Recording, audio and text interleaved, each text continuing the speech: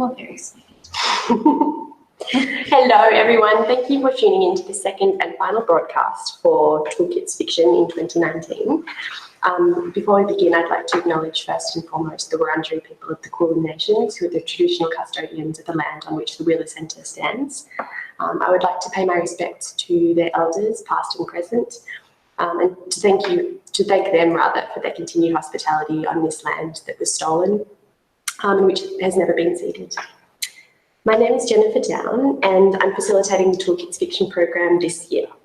For those of you who may not know, Toolkits is an intensive 12-week course for writers under 30. It's run by Express Media, along with similar programs in memoir, graphic narratives, and poetry this year. So each of these toolkits is digitally based, which is really cool because it means you don't have to schlep to somewhere in the inner suburbs of Melbourne or Sydney or Brisbane. You can participate anywhere as long as you have a Wi-Fi connection. And it is made possible through the generous support of the Copyright Agency Cultural Fund. Toolkits live sessions like the one we're doing right now are presented by Express Media in partnership with Regional Arts Victoria as part of the Arts Connect series, which is funded by the Federal Government's Regional Arts Fund. So Express supports young media. Express Media. We could be in for a long night. This is the part where I'm meant to be reading off the script as well. Express Media supports young writers in a whole host of other ways apart from toolkits. So that they have their events and workshop series like this one and like tracks.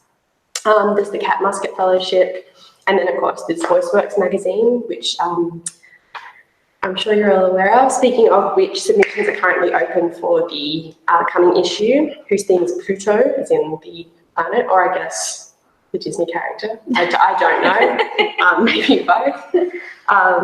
So fiction submissions close on Sunday the 23rd of June. So you've got a little window there. And if you're making a submission relating to sort of art, comics, or you've got a pitch for a comic, you have a little bit longer. You've got until Sunday the 14th of July. So now is a good time to polish up anything you have languishing on your flash drive or hard drive or in your filing cabinet. The VoiceWorks website has submission guidelines and more information. You may have noticed that there's another person sitting beside me.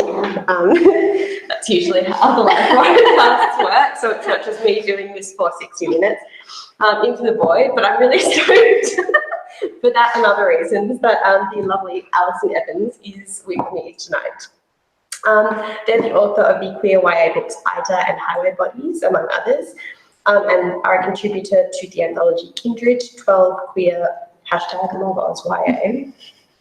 Do you say the hashtag? I don't, but I think most people do. Okay. Yeah. So I think stick with it. Okay. Kindred, 12 Queer #LoveOzYA stories, which was just published last week or the week before. Yes. I just saw I just saw a review of it. Yeah, so it's very fresh. Yes. It's exciting. There are great, really, really great writers in there. Alison Evans, Omar Sakar. Claire Coleman. That's right. Ben Law, Molly Jo Ward. It's just all my favourites in one book. Yeah, I'm really excited to read it. So Alison is based in Melbourne, and that's reflected in the two books that I just mentioned, which is cool. Ida is available it was published through Echo Publishing, and it was the winner of the People's Choice Award at the Vic Prem's Lit Award in 2018. It was also shortlisted for the 2017 Aurelius Award, which is Australia's premier prize for speculative fiction. Highway Bodies was published just a couple of months ago to much acclaim, and again, it was like just a couple of days ago or just last week. I think last week. Yeah. It was shortlisted for the Readings Young Adult Book Prize, which is a huge honor. So congratulations. Yeah, thank you. I didn't realise I was in the time frame for that prize, so when they told me, I was like, oh my god. Yeah, and again, that's a really strong shortlist as well. Yeah. What I liked about maybe? The Learning Curves of Vanessa Partridge, and I shouldn't have started naming them because it's always one you leave out. Sorry for putting us both in that position. So Alison, you're here tonight to talk to us all things voice. So We're going to try and plow through a lot, everything from dialogue to sort of point of view and perspective, and narrative voice as well. Throughout this hour-long session, I'll be asking questions. We'll have a bit of a chat, but certainly if you have any questions, we'd love to hear them as well. You can get in touch on Twitter. Use the hashtag EMToolkits, capital E, capital M Toolkits, and I will field them like Tony Jones on the Q&A to Alison. Exactly like that. Yeah, I look just like him. Yeah. So should we get cracking? All right. I read, actually before I start, I asked Jamie to do this last time we had a live broadcast. Would you mind giving a little bit, like if just the synopsis, for people who might not be familiar with IDA and highway bodies? Yes. Which of the two of your works that I'm familiar with? So that's what we're going to be talking about tonight. Yeah, nice. Would you mind giving like a little, I don't know, 1 or 2 sentence synopsis of each? So IDA is about a girl who thinks she can travel in time and go back and change any decision she's made. But then she realizes that she's not going back. She's not just going back in time. She's like switching between parallel universes. And then doppelgangers happen and she has to find her way home. And it's I don't know. I'm really scared of doppelgangers. I was just going to say, I think that they're like one of the scariest tropes for some reason. Not good. And then the other scary thing is zombies. So Highway Bodies is set in Victoria, and there are 3 groups of teens. Basically, they all have to survive the zombie apocalypse by relying upon each other and the power of friendship. Yeah, I saw a couple of reviews where it was kind of like described as a contemporary, I guess, I mean, it's not really a contemporary novel, but like Tomorrow When the War Began. If there were like, if it was queer representation and if it was set in the 21st century kind of thing, which is a pretty cool, I think is a pretty cool comparison. I guess like, because I love those books when I was growing up. So definitely that was a big influence. I could see it too, like I could see, in a good way. It kind of just felt like that whole idea, that post-apocalyptic narrative kind of being, I don't know, a little bit more reality and kind of contemporary life had been breathed into it, which is nice. I was reading, this is actually a while back now, but you mentioned that IDA kind of grew out of or started off as a very brief, was it a screenplay or a play script? It was a screenplay. So it's 15 pages. And it was basically the same timeline as the book. So the book is just kind of more fleshed out.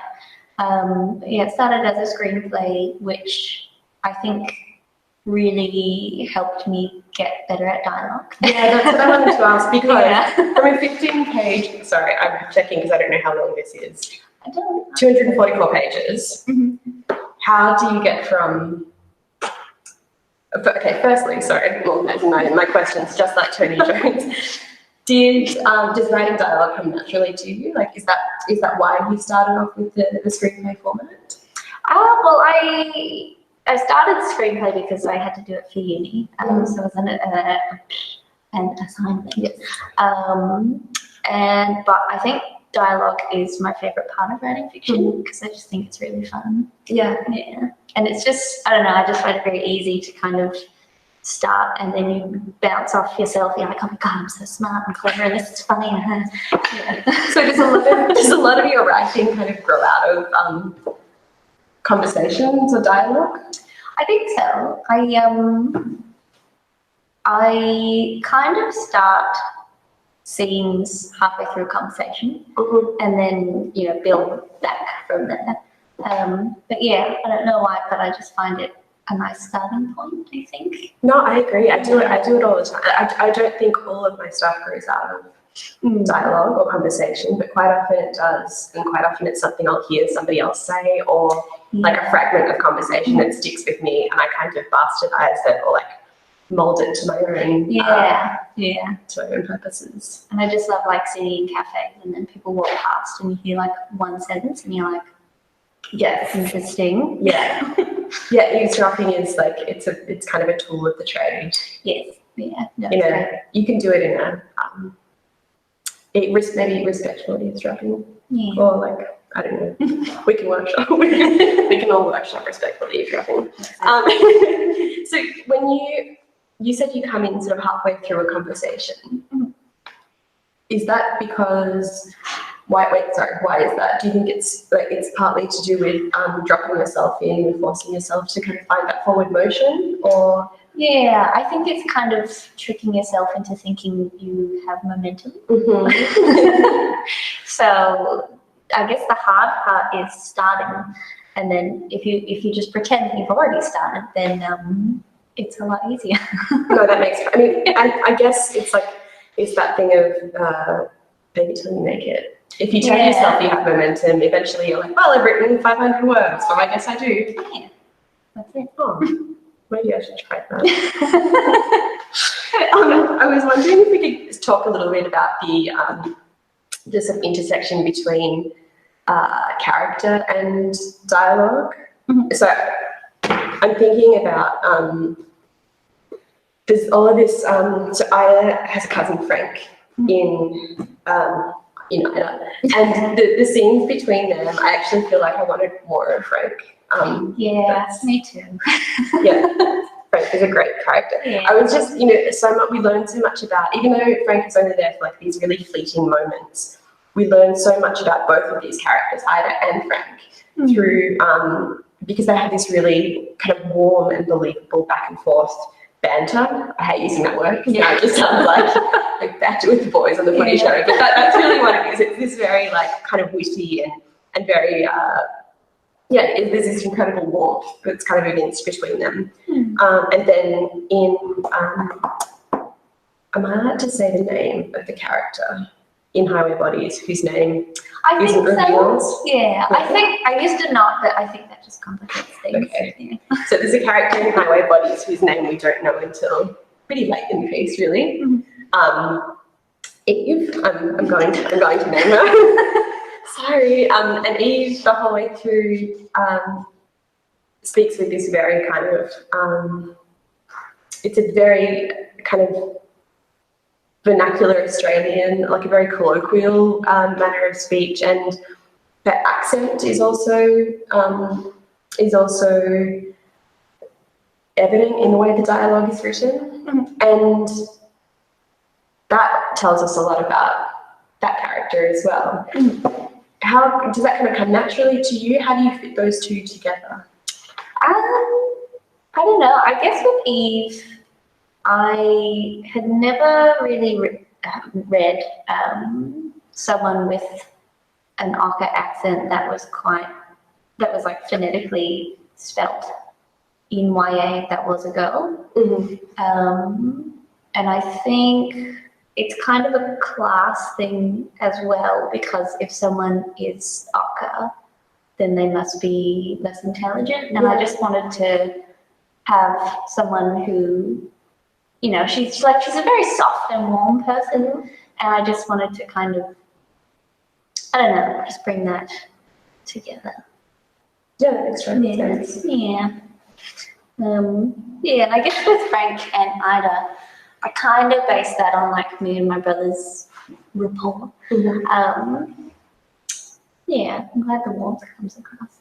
No, I think it's really, I'm always kind of interested in that. It's kind of a chicken and egg thing, I think, whether it's the character that kind of drives the dialogue, or whether the dialogue shapes the character.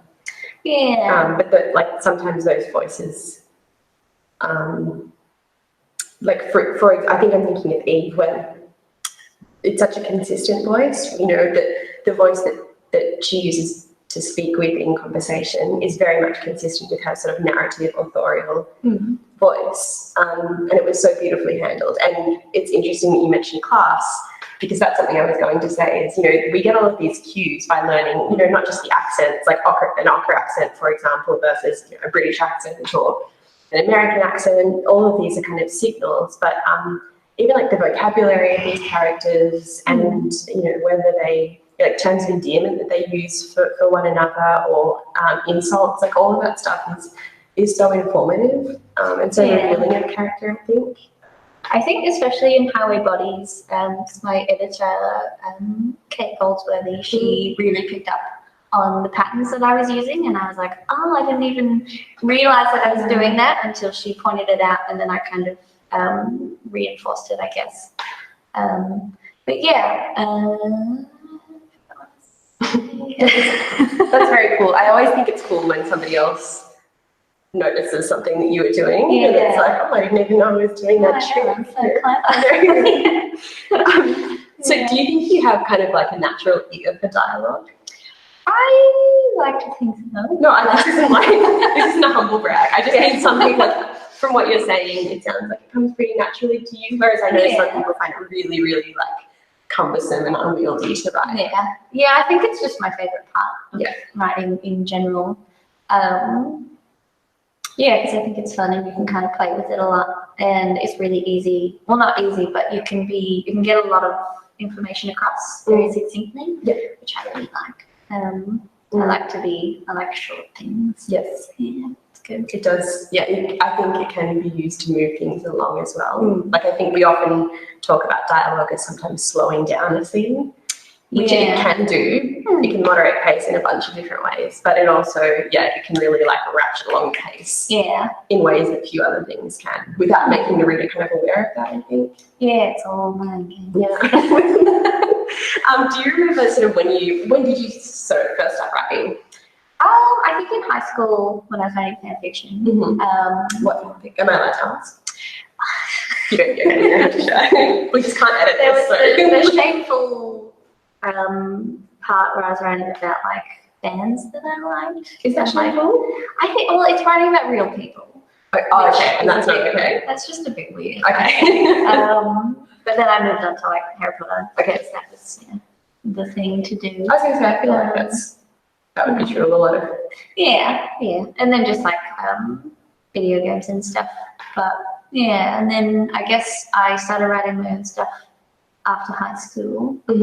And so about 10 to 15 years, I guess, doing this. And do you feel like you were always kind of tuned into people's voices?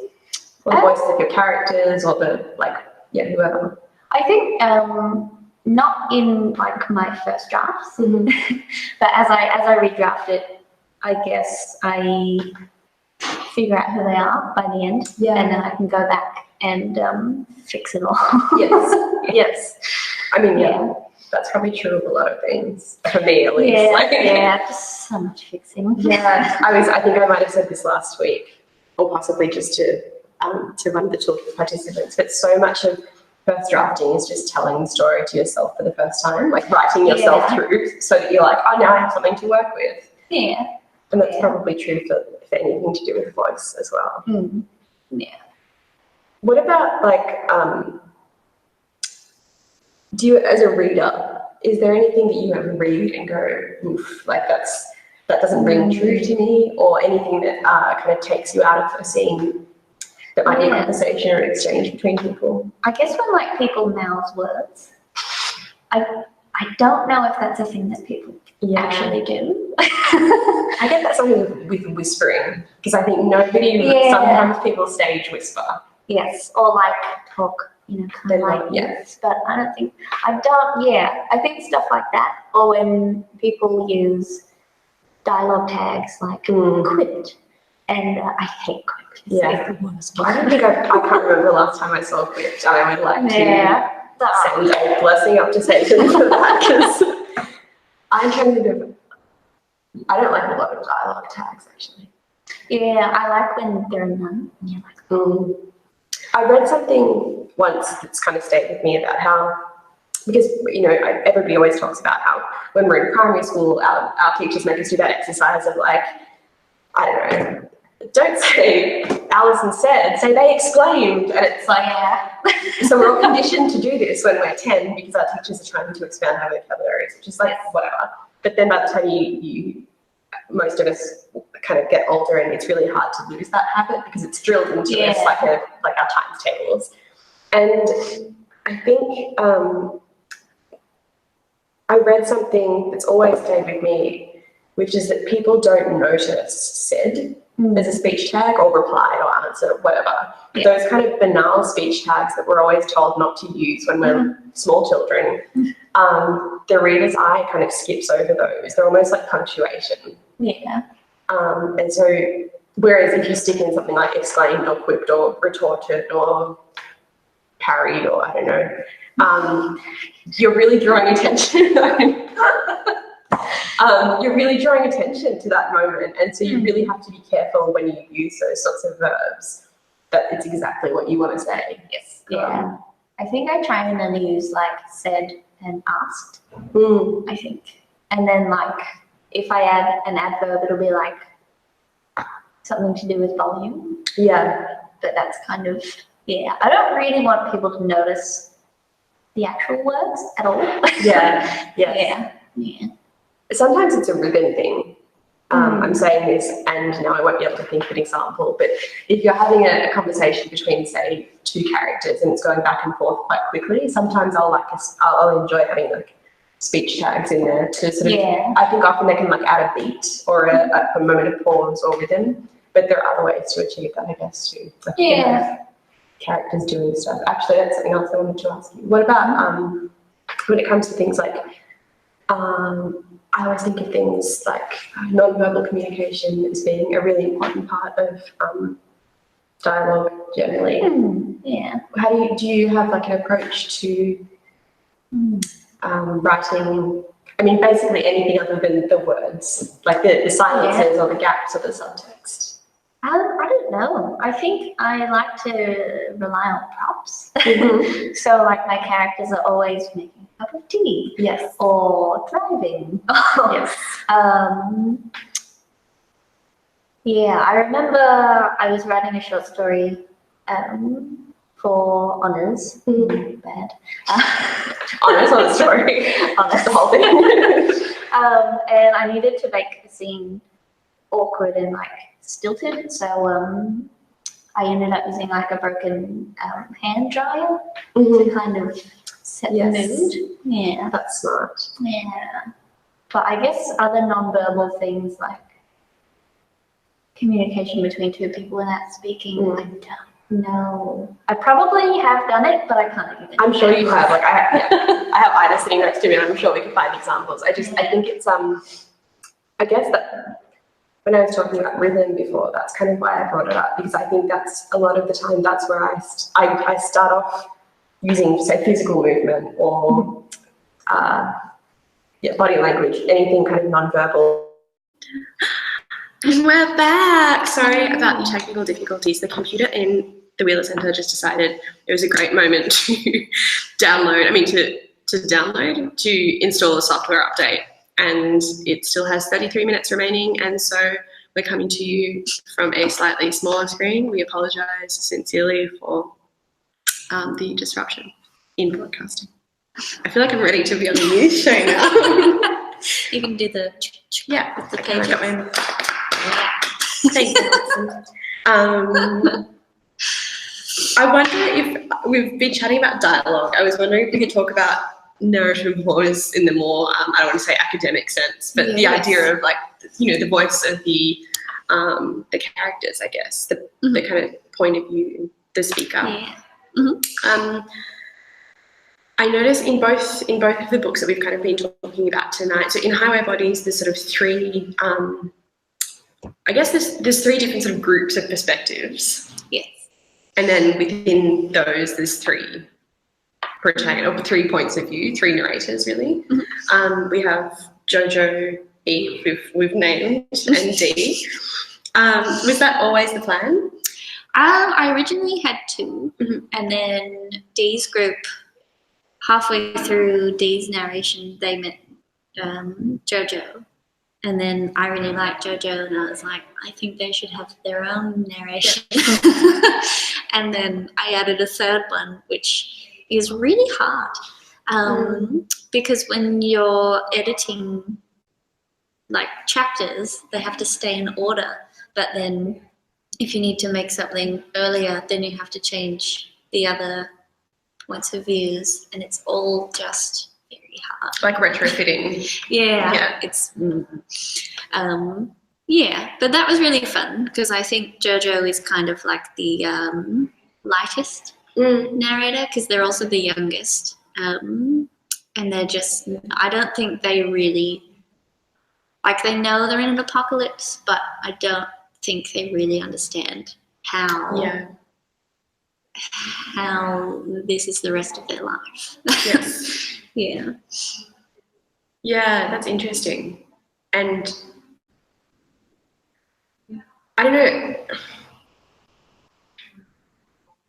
was there any, I'm just thinking about in Ida, it's predominantly from Ida's perspective, but then we have these kind of little, I don't know, how would you describe them? Like these third person mini storyline. Which function as? You don't, sorry, don't give it away. But like, how would you? So I guess these other points of views reveal that Ida is not the only one who can parallel universe switch, I guess. So they kind of almost have like a structural purpose. Yeah. Sorry. The camera that we were using before is now moving like a little robot, and it's very Black Mirror in here this evening. I feel like we're in an episode of Faulty Towers. How do you kind of choose? I think you sort of spoke a little bit to this when we were talking about highway bodies, but how do you choose which character or which voice to sit with at any given moment, or to like which character to use to tell a certain part of a story? I guess I don't really. I don't know. No, it's a full-on idea. I guess with highway bodies, with D, I wanted one group to kind of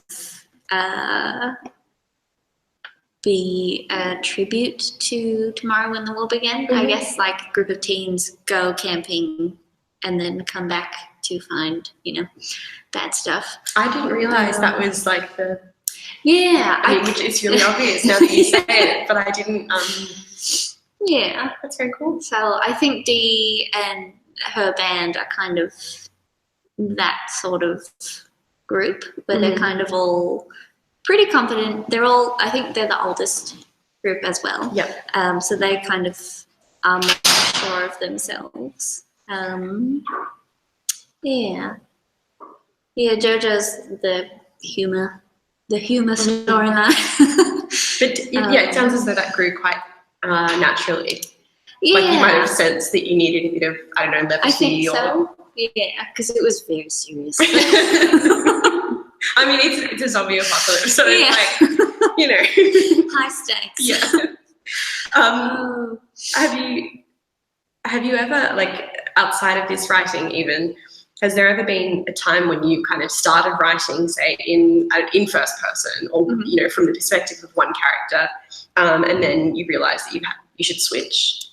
I haven't switched characters, but I have switched from third to first. Yeah. Ida, I wrote the whole thing in third person. I was about to ask, how far along did you get before? The whole way. Oh, man, I'm so sorry. Did you realise that it needed to change, or was that an editorial thing? Yeah, this was before I sent it to Echo. Okay. So I was reading it and I was like, there's something, it's just not quite working. And I think I don't know, I just tried out first person and I was like, this is heaps better. Like instinctively. Yeah. I think just because you feel closer to her. And I think I just must write better in first person. Well, I think sometimes it's kind of like the story dictates the form or the voice as well. Yeah. Like, I think most writers, maybe it's just me, but most of us kind of have a certain voice or perspective that we're a little bit more comfortable with. Yeah. But then sometimes you kind of surprise yourself and something else comes out, and it turns out that, for me anyway, it's like, oh, that's the story kind of called for that, or it dictated that.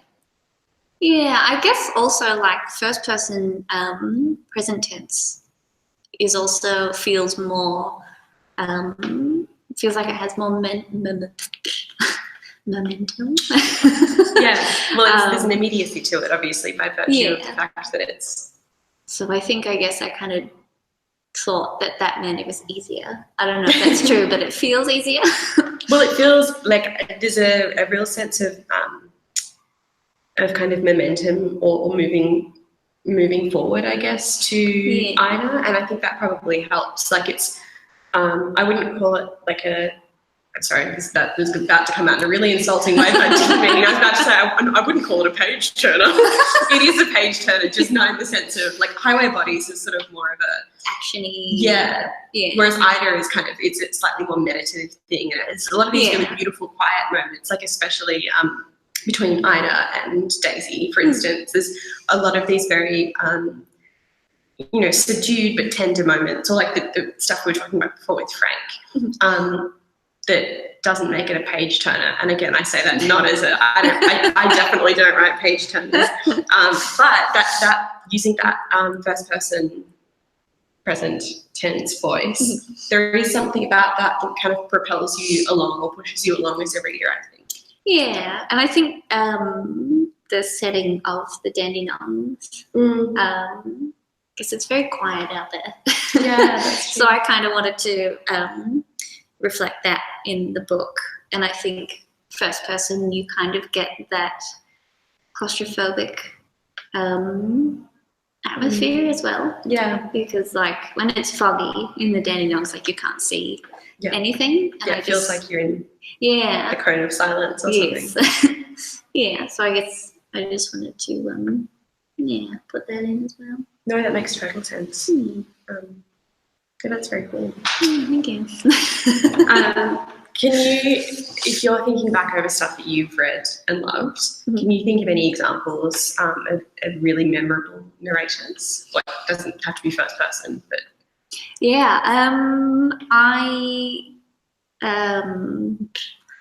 Welcome to Orphan Call by Jane Ward. Yeah, so good. What is it? X? What is that protagonist's name? Miri. What? Sorry, I just completely made up a name. Is a hex? A hex? It's been a while in my defense since I've read Welcome to Orphan Court, but it's a great book. Yeah, and I just like through the trilogy, Miri is just so present. I love it so much. I prepared examples, but I've forgotten them. That's okay. It's always, when somebody puts you on the spot, it's always the worst.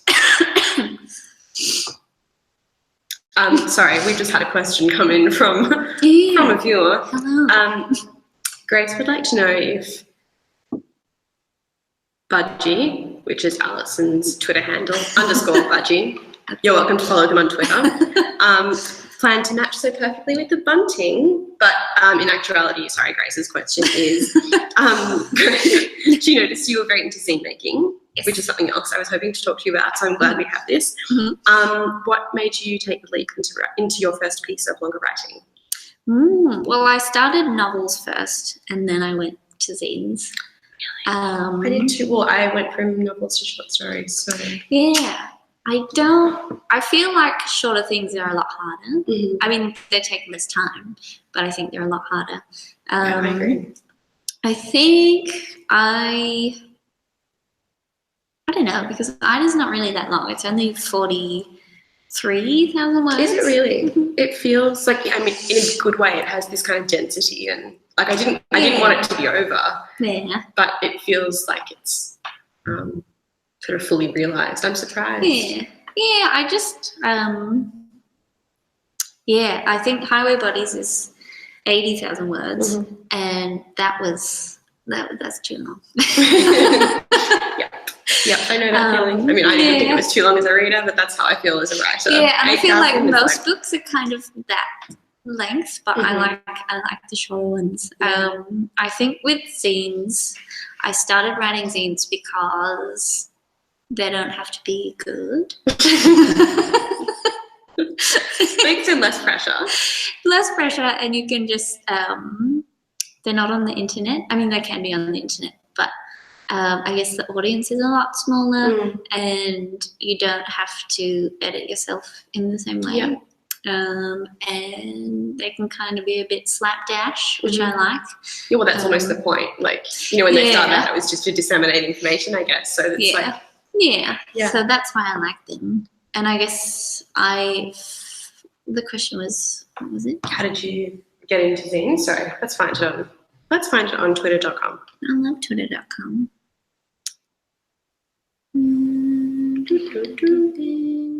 Yeah, what made you take the leap into your first piece of longer writing?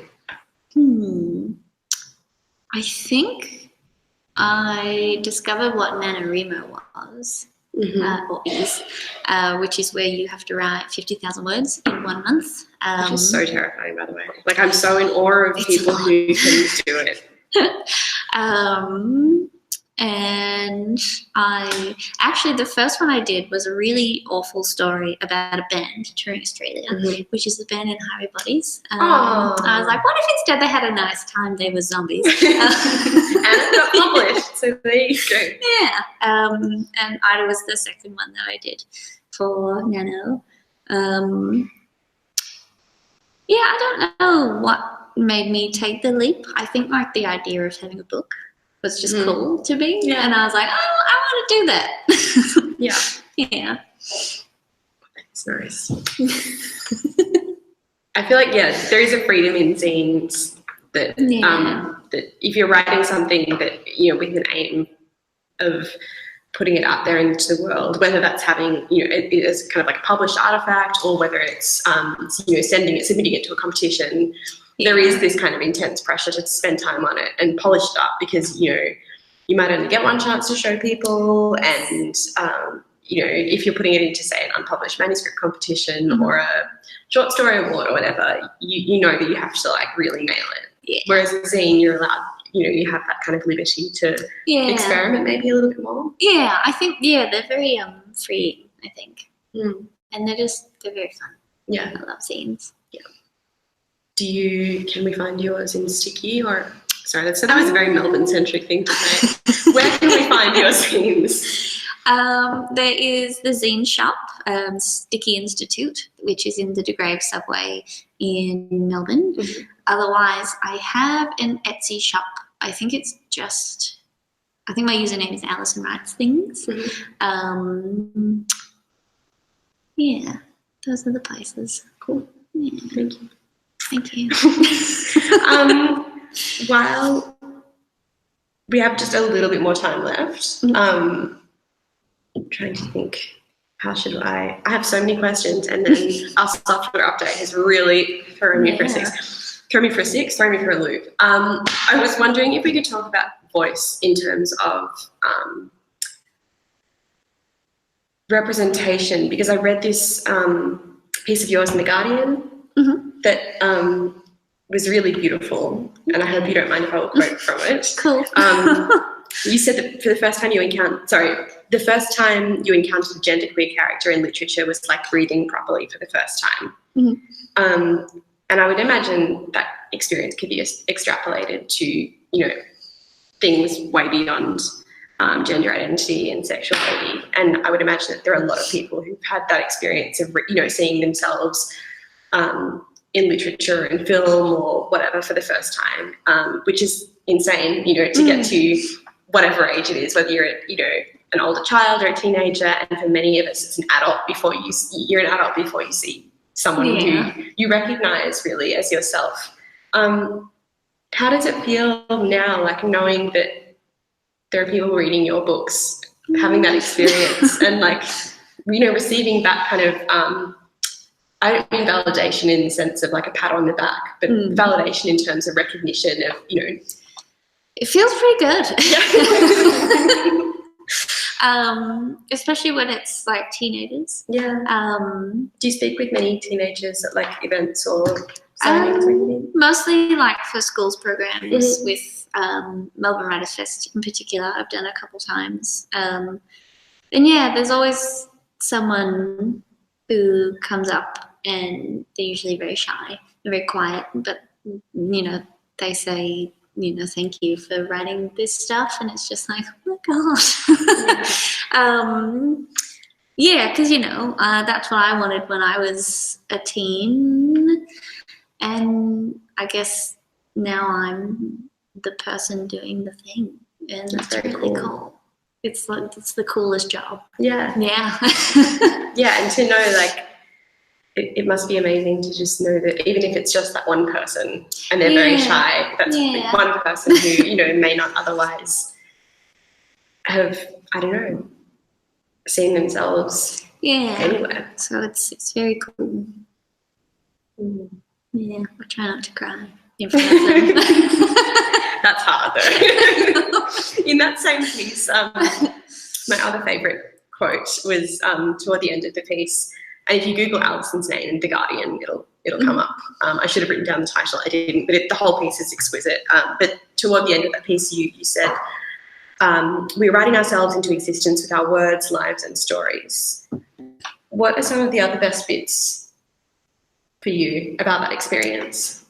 I guess it's healing. I'm writing, we call it our secret project, but we've been telling everyone. Guys, this is an exclusive. So exclusive. Me and Navosisin, the other Australian non-binary YA person.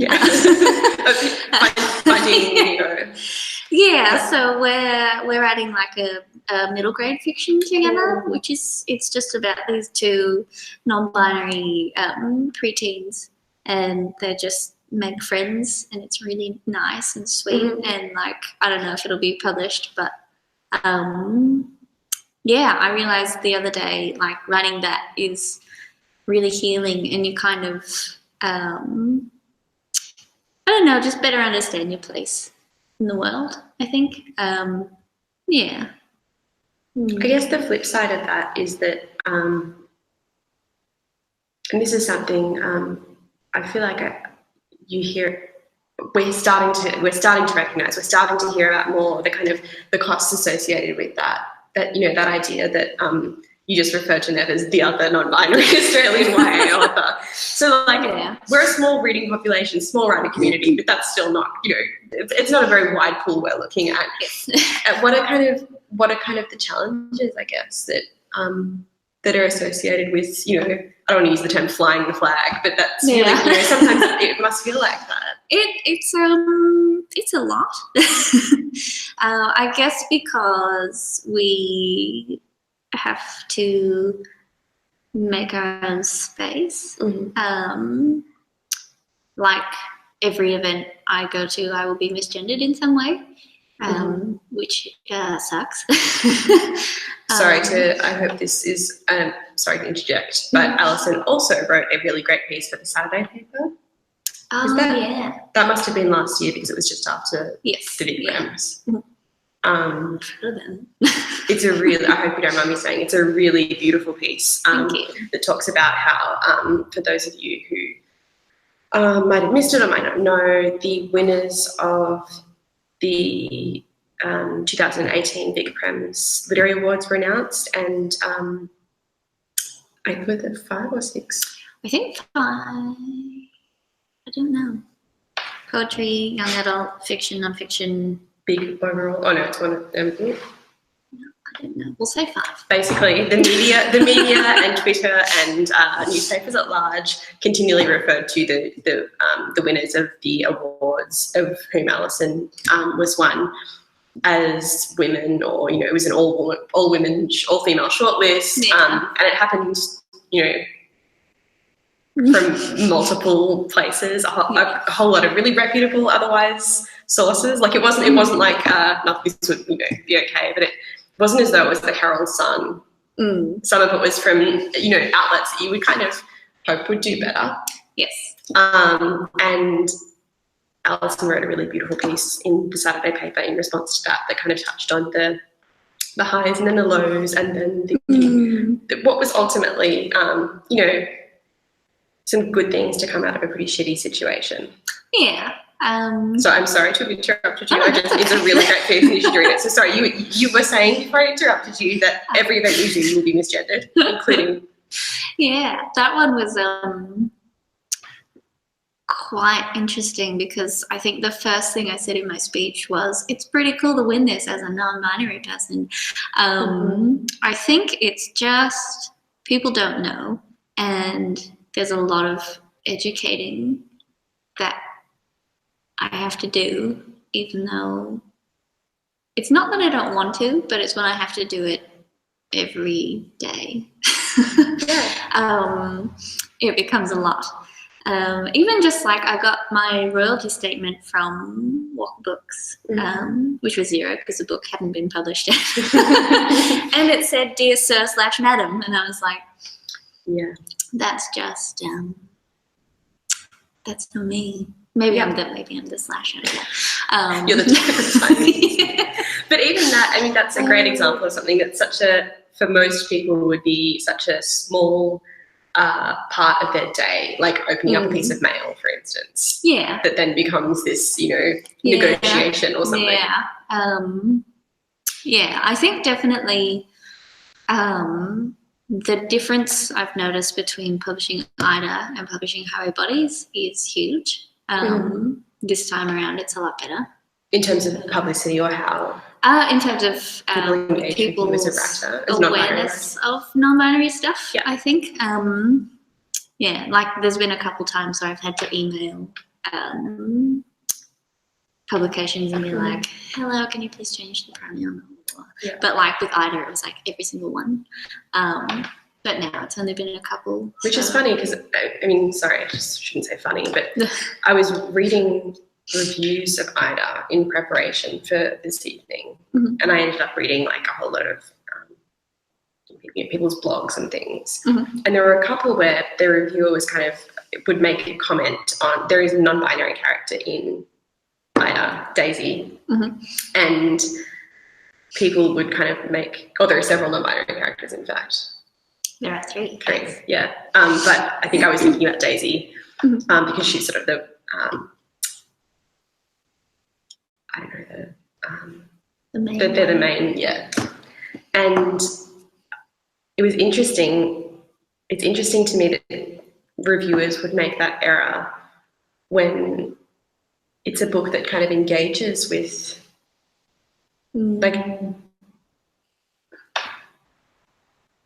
Daisy uses they, them pronouns throughout the book. And it's for some reason it's almost worse that a reviewer would get to the end of a book like this and then still make comment on it as well and say, "Well, I really learned something from this because I was really surprised about they, them pronouns at first, and then I got used to reading it." And you go, like, I was reading those reviews going, "Oh, that's really good. Like, this is really, these are people who might not know very much about what it means to be a non-binary person, and they've taken something away from this. Wow, what a great..." So to hear that is kind of like... Yeah, I like the ones that I find particularly interesting are those ones that talk about how great it is and blah, blah, blah, but then they'll misgender me at the end. That's what I mean. Like, that's... Yeah, and it's like, what are you... What... Yeah.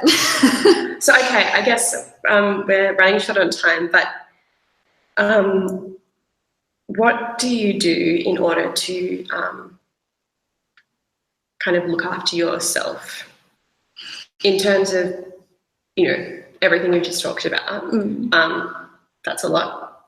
That's a lot to kind of shoulder, even if it's work that, it's work, even if you want to be doing it and you enjoy doing it and it's important work. And it's training work. Yeah. So how do you kind of, what are some ways that you kind of, look after yourself or ensure that you don't feel too depleted? Yeah, I guess In terms of like online engagement, I find not responding to people. It's like, oh, I don't actually have to message them. Mm-hmm. I can just ignore. Or I don't know, in person, I struggle with it the most. Like I was on the radio a couple months ago, and I talked to the host beforehand, and I was like, can you use they pronouns? I noticed in your sheet they're wrong. Mm-hmm. And then he was like, cool. And then just did not. And then this was the first time I had like confronted someone in person, and then he like denied everything, and I was like, oh my God. What, deny having fucked up or deny? Yeah. He was like, no, I didn't do that. And I was like, oh, okay. I think, and then after that, I had a writing date planned with Nava anyway. And I was like, okay, that was very well timed. So we talked about that a lot. It's nice having them around just because they get it. Yeah. To debrief with them. Yeah. So I guess talking to other non-binary people, or just like gardening. Yeah. I like gardening. Yeah. Yeah, no, that's exactly. I wasn't even meaning. I just meant like self-care acts, like things that you do to kind of protect that space around yourself. Yeah. 'Cause it's important to recharge, I think. Yes. As important as it is to do the work you're doing as well. Yeah. Mm. Yeah. We are unfortunately going to have to leave it there this evening. Thank you so much for joining us, Alison. Thank you. Please check out Alison's books, whether at your local bookshop or at the library. Follow them on Twitter _Budgie. Sorry, I was going to put the underscore in the wrong place. It's _Budgie, as in Budgie the bird, or Budgie smugglers. I don't think I have anything. Submit to VoiceWorks if you are so inclined. Check out their website for the submission guidelines. And otherwise, that is a wrap on Toolkit's live broadcast for 2019. So thank you for joining us, and have a lovely night. Thank you again, Alison. Thank you. Thank you. Thank you. See?